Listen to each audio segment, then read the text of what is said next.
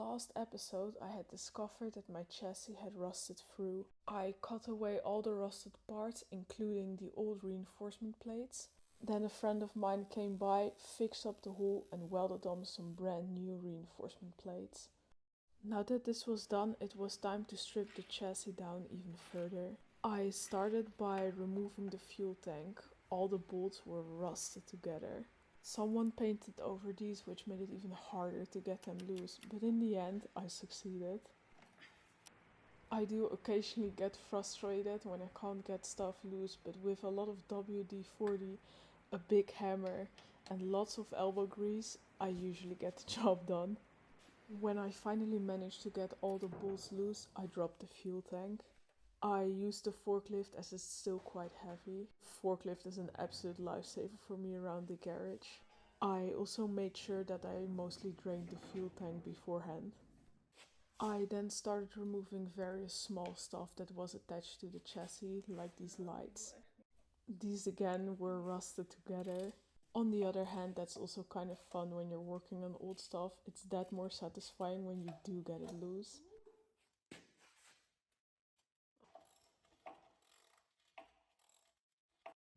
I'm always very happy when I get stuff loose without breaking anything. I then moved on to the steering column. I attempted this before, but I failed. This time I had better access now that the body was off, so I decided to use a pulley and an impact gun, and eventually it popped off. It still didn't want to come out of the holder though, so I used a hammer and a chisel to create some space in between. I used it in different places and then proceeded to wiggle the steering column loose. Nice. Oh.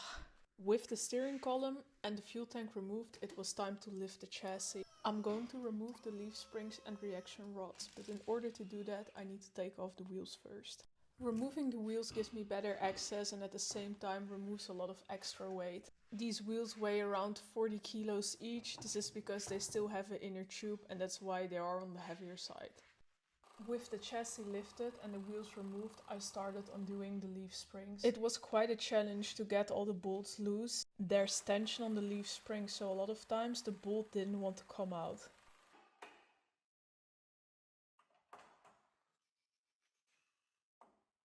Once the bolt was loose, I used this tool to tap them out, as there was no way I was pulling these out of their holes. Even with the bolt removed, the leaf springs still stayed in place. It was quite a challenge to get these out. Bolts are all covered in a layer of grease. The leaves are attached to the axle with a U-joint. I'm using the impact gun to loosen the nuts on those, as these are also quite rusty. All the rust even gave the impact gun a bit of a workout. Ugh. I then used a hammer and some brute force to tap everything loose. I had sprayed everything extensively with WD-40, but even after that it all was still pretty stuck together. Some of these parts will be replaced as they have completely rusted through. The ones that are salvageable will be sandblasted. This little tray is just gone. Even though the leaves were loosened at all points, they still wouldn't come off.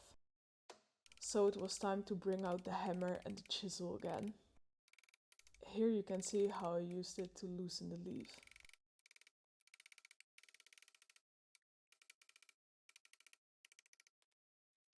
I then moved the shock out of the way,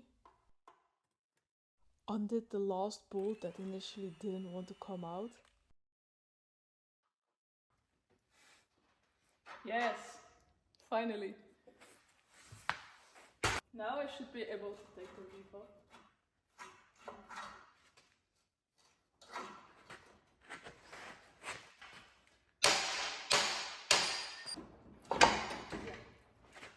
There we go. Now we need to just grab it right, because these are the points.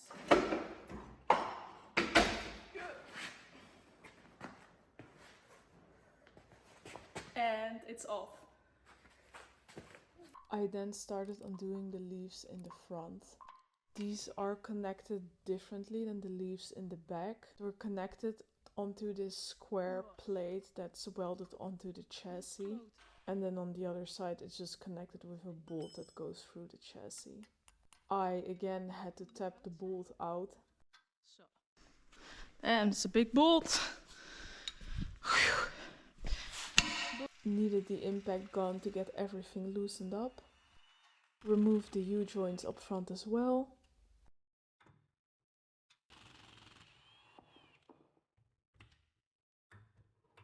And then brought in the good old hammer again to get them loose. A bit harsher than I intended. The leaves are surprisingly heavy, but then again everything on this truck is heavy. I then removed the other leaf in the back as well.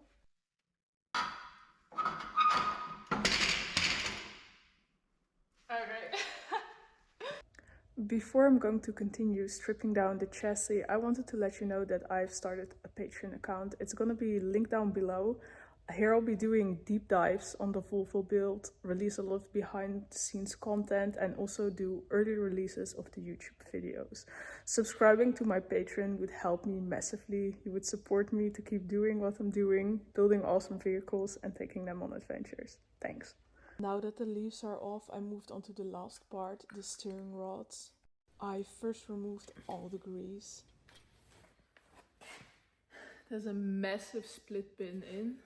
You can see here that it has like a massive split pin in, so I'm gonna try to take this out now.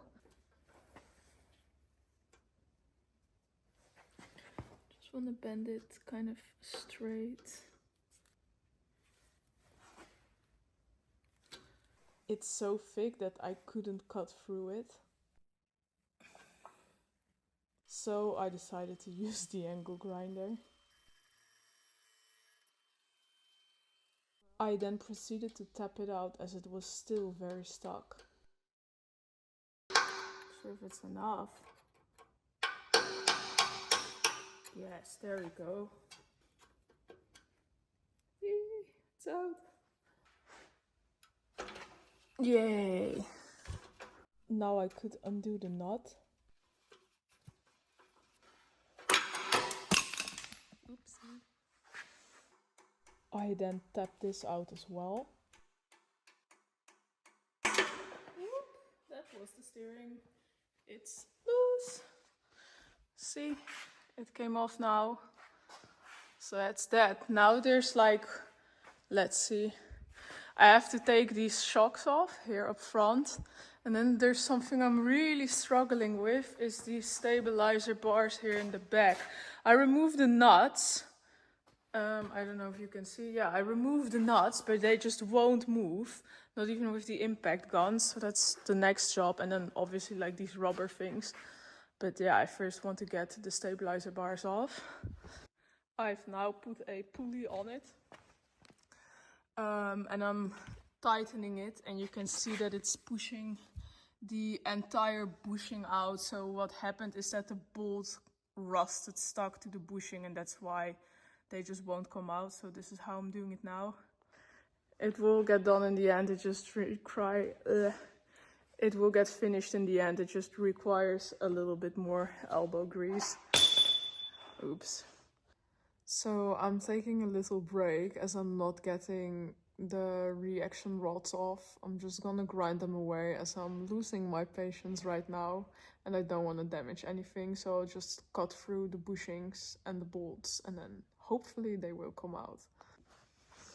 Okay, here we go.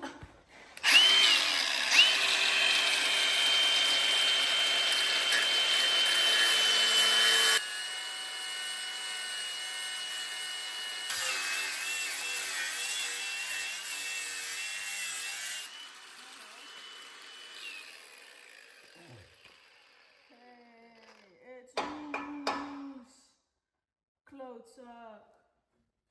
Oh. Now I'm gonna do the same in the back. Actually.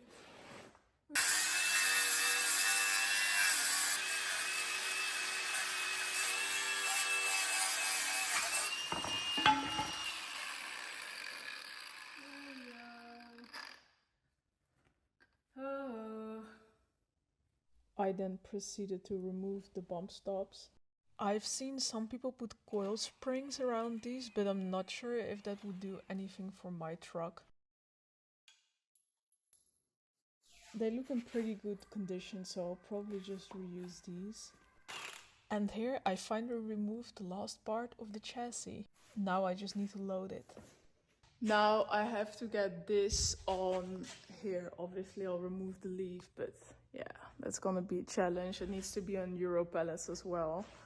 And I'm supposed to drive this tomorrow to where it's gonna get thermally stripped. I've never driven with a trailer before, and I'm not really looking forward to doing it, but my dad's like, oh, it's fine. So I'll see. If I don't, if it doesn't feel safe, I'm just not gonna do it. Like, I don't even think it's legal, to be honest. But yeah, I have no one else to drive me, so... The chassis has now been separated from the axles. I'm gonna load it onto the trailer next, and tomorrow I'll be driving it to the place that's gonna thermally strip it. I'm really curious for the result. It's supposed to remove all the paint and also all the rust. And it should also clean the inside of the chassis, which is something I want, as I'm going to dip it into a zinc bath. But yeah, this is where we're at now. This is what it looks like now. Like this.